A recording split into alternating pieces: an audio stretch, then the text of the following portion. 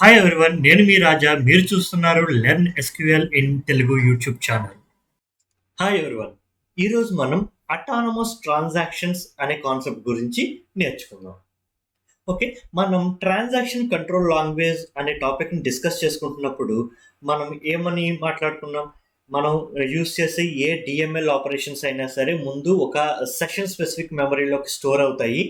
Okay, మనం commit issue చేసినప్పుడు మాత్రమే అది పర్మనెంట్గా డేటాబేస్ని హిట్ అవుతాయని అనుకున్నాం. రైట్, ఎప్పుడైతే మనం కమిట్ ఇష్యూ చేస్తామో ఆ టైం వరకు ఆ సెషన్ స్పెసిఫిక్గా ఉన్నటువంటి ఆ మెమరీ ఏదైతే ఉందో, ఆ ట్రాన్సాక్షన్స్ ఏవైతే ఉన్నాయో అవి అన్నీ కూడా మూవ్ అయిపోతాయి. ఓకే, బట్ మనకి రియల్ టైంలోకి వచ్చేటప్పటికి కొన్నిసార్లు కొన్ని ప్రొసీజర్స్ ఇండిపెండెంట్గా వర్క్ అవ్వాల్సిన అవసరం ఉంది. ఓకే, అంటే మనకి సబ్ బ్లాక్స్ ఏవైతే ఉన్నాయో అందులో మనం ఫైర్ చేసినటువంటి కమిట్ కానీ రోల్ బ్యాక్ కానీ మెయిన్ ప్రొసీజర్కి ఎఫెక్ట్ కాకుండా మనం కోడ్ రాయాలి అంటే మనకి ఈ అటానమస్ ట్రాన్సాక్షన్స్ అనేవి యూజ్ అవుతాయి అన్నమాట. అది ఎలా ఏంటి అనేది ఒక ఎగ్జాంపుల్తో మనం చూద్దాం. ఫస్ట్ ఆఫ్ ఆల్, మనం అటానమస్ ట్రాన్సాక్షన్ కాకుండా మామూలు స్టోర్డ్ ప్రొసీజర్స్తో ఇది ఎట్లా అవుతుంది ఏంటనేది ఇప్పుడు మనం చూద్దాం. సో దీనికోసం ఏంటంటే మనం డిఎంఎల్ ఆపరేషన్స్ని ఎగ్జాంపుల్గా తీసుకుంటాం కాబట్టి నేను ఒక టేబుల్ క్రియేట్ చేస్తున్నాను. ఓకే, ఎందుకంటే దాంట్లో డేటాని ఇన్సర్ట్ చేస్తూ ఈ ఎగ్జాంపుల్ అనేది మనం చూద్దాం. నేను ఒక ప్రాగ్__ టేబుల్ అని చెప్పి నేను ఒక టేబుల్ ఒకటి క్రియేట్ చేశాను. ఓకే, దీంట్లో జస్ట్ ఒకే ఒక కాలం పెట్టాను. ఓకే, నేమ్ అని.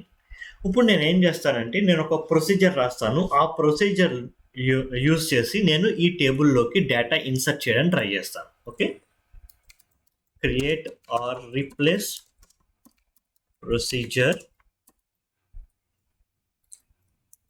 Pragma procedure, okay, is begin end. Okay, so ఇక్కడ నేను ఏం చేస్తున్నాను అంటే జస్ట్ ఈ టేబుల్లోకి నేను ఇన్సర్ట్ చేస్తున్నాను అనమాట. Set into values.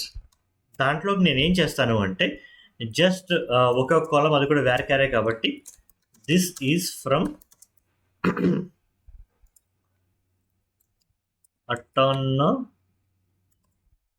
Autonomous procedure. Okay అని చెప్పి నేను జస్ట్ ఇన్సర్ట్ చేస్తున్నాను. నేను ఇక్కడ కమిట్ ఇష్యూ చేస్తున్నాను. రైట్, నేను ఇప్పుడు దీన్ని కంపైల్ చేస్తున్నాను ప్రొసీజర్ని. ప్రొసీజర్ కంపైల్ అయిపోయింది. ఇప్పుడు నేను ఒక అన్నేమ్డ్ బ్లాక్ని రాస్తున్నాను, బిగిన్ అండ్. ఓకే, ఇక్కడ కూడా నేను సిమిలర్ కైండ్ ఆఫ్ కోడే రాస్తాను. ఓకే, బట్ ఏంటంటే మెయిన్ బ్లాక్ నుంచి ఇది రన్ చేస్తున్నట్టు నేను ఇక్కడ పెడుతున్నాను అనమాట, ఇన్సర్ట్ చేస్తున్నాను వాల్యూని. ఓకే, అయితే ఏంటంటే ఈ ఇన్సర్ట్ కమిట్ అయిన తర్వాత ఓకే నేను ఏం చేస్తాను అంటే ఈ ప్రొసీజర్ని కాల్ చేస్తాను జస్ట్. ఓకే, ఇప్పుడు ఏమవుతుందో చూద్దాం.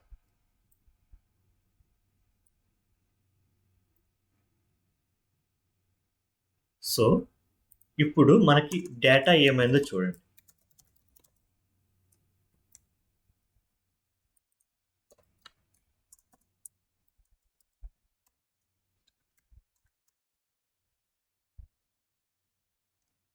సో నేను ఇక్కడ రోల్ బ్యాక్ ఇష్యూ చేసినా కూడా 2 ఇన్సర్ట్ అయిపోయాయి. ఎందుకు ఇన్సర్ట్ అయిపోయాయి అంటే చూడండి, ఇక్కడ ఎప్పుడైతే నేను కమిట్ ఇష్యూ చేశానో ఆ కమిట్ అన్నది ఇక్కడ ఫైర్ అయిపోయింది. రోల్ బ్యాక్ కంటే ముందుగానే కమిట్ అన్నది ఇక్కడ ఇష్యూ అయిపోయింది. చూడండి, ఈ ప్రొసీజర్లోనే కదా మనం కమిట్ ఇష్యూ చేసాము. అందుకని చెప్పి ఈ మెయిన్ బ్లాక్లో కూడా ఆటోమేటిక్గా కమిట్ అన్నది వర్క్ అయిపోయింది. ఇక్కడ రోల్ బ్యాక్ కంటే ముందు కమిట్ ఇష్యూ అయిపోయింది అనమాట. సో అలా కాకుండా ఈ ప్రొసీజర్లో ఏదైతే మనం యూజ్ చేసిన కమిట్ ఏదైతే ఉందో అది ఇండిపెండెంట్గా వర్క్ అయి ఉండుంటే ఓకే ఇక్కడ ఇలా 2 కూడా ఇన్సర్ట్ అయ్యేవి కాదు. ఓకే, ఈ ఈ పదం అన్నది దాంట్లోకి ఇన్సర్ట్ అవ్వకూడదు. ఎందుకంటే అది ఇక్కడ మనం రోల్ బ్యాక్ చేస్తాం కాబట్టి.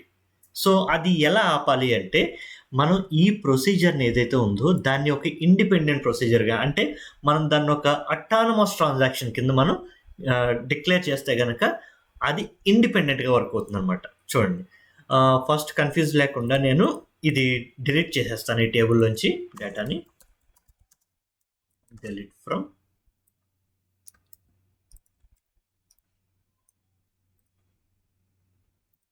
ఓకే.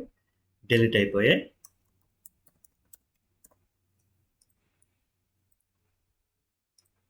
ఓకే. ఇప్పుడు చూడండి ఆ టేబుల్‌లో అన్నది డేటా లేదు. ఓకే. క్లియర్. ఇప్పుడు నేనేం చేస్తున్నానంటే ఈ ప్రొసీజర్‌ని నేను ఒక ఇండిపెండెంట్ అటానమస్ ట్రాన్సాక్షన్ కింద నేను డిఫైన్ చేస్తున్నాను.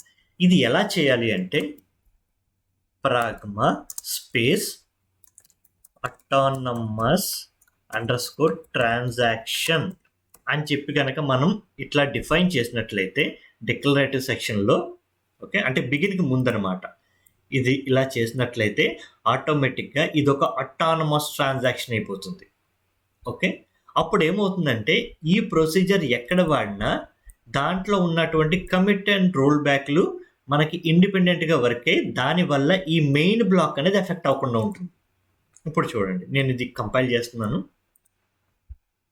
ఓకే అటానమస్ ట్రాన్సాక్షన్ ఏదైతే ఉందో అది కంపైల్ అయిపోయింది ఇప్పుడు నేను రన్ చేస్తున్నాను చూడండి